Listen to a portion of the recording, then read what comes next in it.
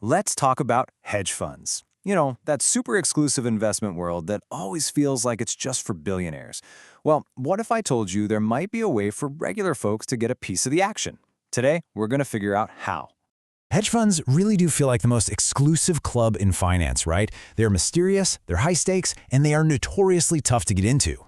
But is there a crack in the armor, a secret way in? That's the question we are digging into right now.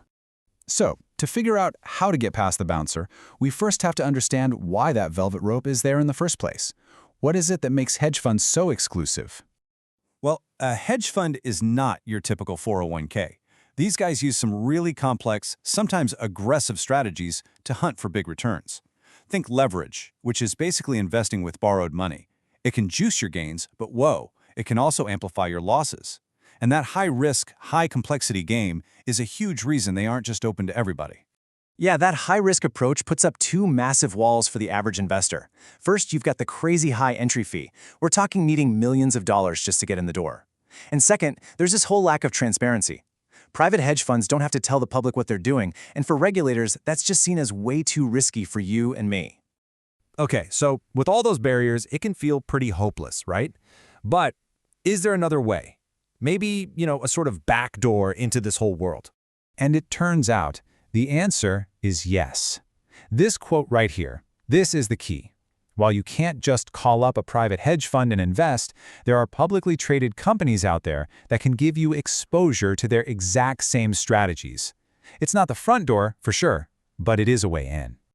So, you're probably wondering, how does this actually work? Well, there are two main paths you can go down to get this kind of indirect exposure.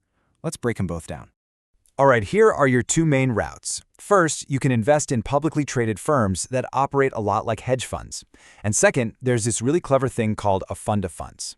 Let's dive into that first path. Okay, path number one. Think about it like this. You're not actually buying a piece of a private fund. Instead, you're buying a share of the public company that manages all those private funds. It's a subtle but really important difference. And you'll definitely recognize some of these names.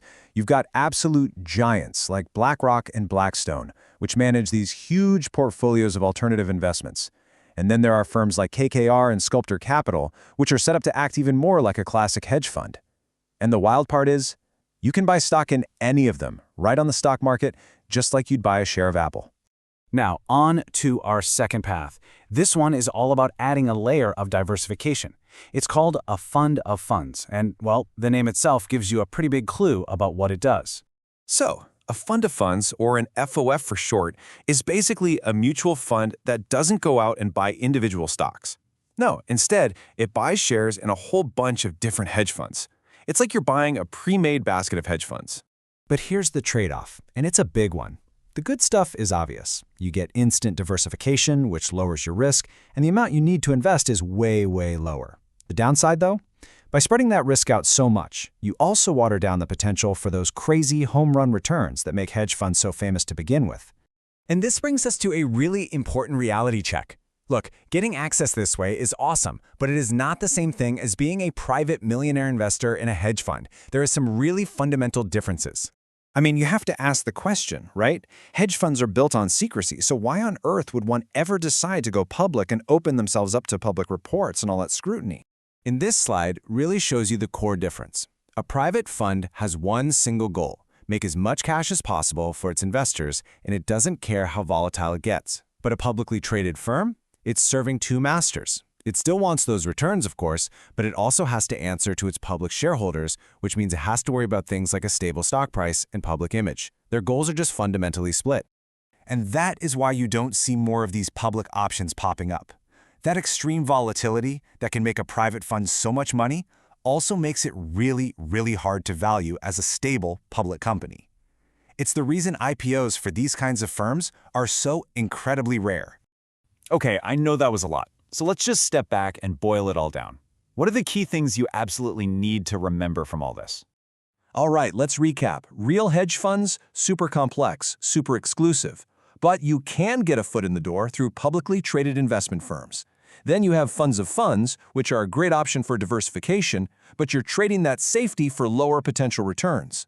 And the most important thing to remember is that a public company will always have different goals, balancing stock value with cash returns, than a private fund that is laser-focused on just bringing in cash. And this all leads us to the final big question you have to ask yourself. Getting this kind of indirect exposure is a pretty powerful tool for an everyday investor. But does it really capture the true soul of what a hedge fund is? That high-risk, high-return ethos? Or is it something else entirely? That is definitely something to think about.